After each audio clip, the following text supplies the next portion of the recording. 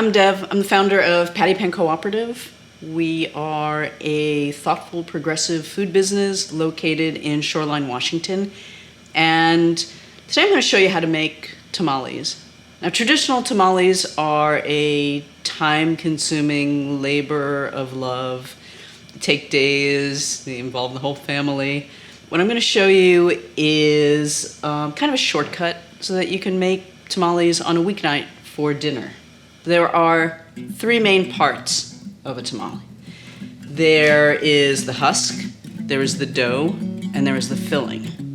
Now for the filling, I'm going to use just some black beans with a red chili sauce. You can put anything you want in a tamale. You can use meat, you can make vegetarian, vegan. And the main thing to remember with the filling is that everything should be fully cooked and everything should be chopped up small. Think about the size of a bean, because when you wrap the masa dough around the filling ingredients, it's going to be a lot easier if those ingredients aren't really chunky. They also shouldn't be too wet, because then they'll squish out of there. So, filling. And there are husks. These are corn husks. And they're actually from specific varieties of corn that are grown for the corn husks. You can use the husk from, just sweet corn, but they're much smaller. It's going to be a lot more work. When you take them out of the package, they're kind of a little brittle. So to make them easier to work with, you just want to soak them in some warm water. Just take a couple of minutes and they soften right up. And you can also they make these texturized parchment papers that are shaped kind of like corn husks. That can save you the work. If you're using the regular corn husks, you also want to sort through them and find the ones that are going to be easiest to work with. Like these small ones here, you can't use them. If they have a tear in the top, you don't want to work with that because you're going to be putting pressure on the top part of the husk, and then it's going to tear like that, and then you're going to have a frustrating tamale making experience. We want you to have a happy tamale making experience. And once you've sorted out your corn husks, so you have the ones that you're going to be using, you just soak them in a little bit of warm water. It really just takes a minute or two, and they go from being kind of dry and brittle to being soft and flexible so that you can easily roll tamales with them.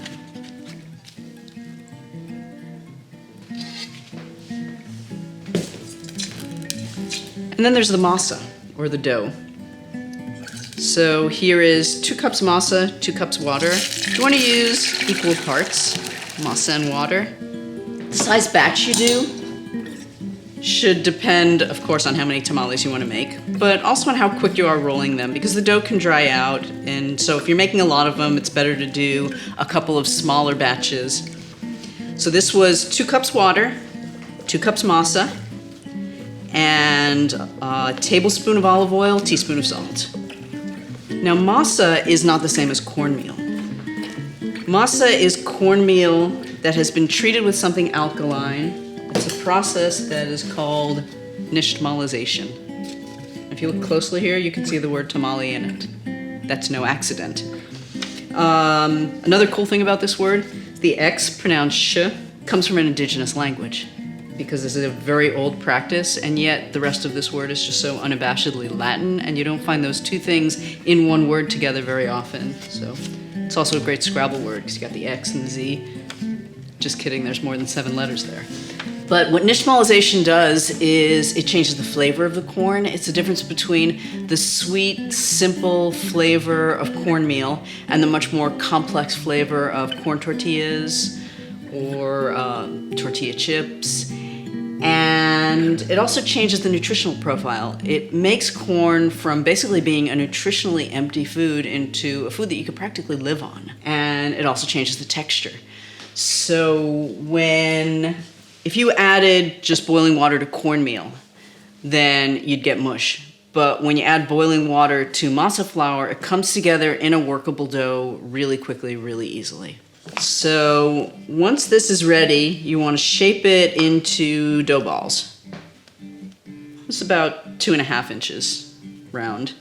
And this keeps the heat and the moisture inside, so that if it takes you a minute or two to get to them, they'll still be soft and easy to work with. Lay a husk out in front of you. I'm going to do it with both the parchment papers and with the real corn husks. So you flatten it. You want to spread it out. You want to go wide rather than long, so side to side rather than top to bottom. And that's because when you put the filling in there, you're going to be wrapping it around, and it's much easier to do it this way than this way. So you have it spread out like that. Then you add, say, a heaping tablespoon of filling. Everybody always thinks if a little filling is good, a lot of filling is better. In theory, that is true, but when you're first learning to make them, it's so much easier to use less filling. You can shape it around it. So flatten it out, side to side rather than top to bottom. Put your filling in the middle. And then you're going to close it up. It's basically like you're shaping a dumpling. So you're going to press the top edge to the top edge, side edge to the side edge, bottom edge to the bottom edge, and then you want to kind of cup your hand, press the edges together without squeezing the filling out of the middle. Then you open it up, you fold the bottom up, and then you roll. And you want to let go of your first tamale being beautiful. I mean, it can happen, but it's much more likely that your first one's going to be kind of funny looking. So you make that, and then you make the next one, which is much more likely to be beautiful. So again, take the dough ball, flatten it out. I'm going to go side to side rather than top to bottom because you're going to be rolling it this way rather than this way. Put a tablespoon of filling in the middle. And remember, less is more. Then you fold it up, pressing the top edge to the top edge, side edge to the side edge, bottom edge to the bottom edge. Cup your hands, then open it up. Then you're going to fold the bottom up so that it actually ends up inside when you roll it. And that will keep it together. And there you go. Then I kind of just tidy up the dough on top so that it's closed up. It really matters mostly if you're using a filling that has a melty cheese in it, because, like cheddar cheese, because when that melts, it's just going to run out of there while you're steaming it. And then you might as well not be using cheese at all. So once your tamales are rolled, you need to heat them up. And the best way to heat them up is using some kind of steamer. So you can use a vegetable steamer basket like this. You get them for $8 or $10 in most grocery stores. You can use a double layer steamer if you have. You can also use even a metal colander and like position it over a pot. But in there you want to use enough water that it's not going to boil out, but not so much that the tamales are sitting in the water. And the amount of time it takes to cook them really depends on a number of variables. It depends on how many you're cooking at once. It also depends on what temperature they are when you put them in the pot. Once you get rolling, you may want to make a lot of them. You make a lot of them, you don't have to eat them all that day. You can freeze them, you can refrigerate them. So if you're taking them out of the refrigerator and putting them in the steamer, they're going to take longer than if you put them in there right after you roll them, because you put them in there right after you roll them, they're warm. You put them in there from the refrigerator, they're cold. If you take them out of the freezer, you can put them directly into the pot. They're going to take even longer because then they're that much colder. So if you are steaming, say, 3 or 4 tamales that you've just made, it'll probably take you 5 minutes to get them hot enough to eat. If you are taking them out of the refrigerator, if you're doing 3 or 4 at once, it'll probably take about 10 minutes. If you're taking them out of the freezer, it will probably take maybe 10 or 15 minutes to do 4 of them, and 30 to 40 minutes to do 10 or 12 of them. The more there are, the longer it's going to take to get them hot, and the colder they are, the longer it's going to take to get them hot. So now you know how to make the masa dough. There's equal parts masa flour and boiling water, a little bit of salt, a little bit of oil. There are many other things you can do with that same dough. So you can make patties. So you have the dough ball you started with for the tamales. Just flatten it out a bit. You can pan fry this for a minute or 2 on each side. It makes it nice and crispy. And this is really good like as the base for a rice and beans meal instead of the rice. So you can put beans, meat, cheese, avocado, vegetables on top of this, and it's a wonderful meal. Now you can also make a pupusa. So you start with the same dough ball, and you hollow out a cavity in the center. Like with the tamales, you don't want to use too much filling, because then it'll be just sloppy. Put a little bit of filling in there, close it up, and then you just kind of slap it hand to hand.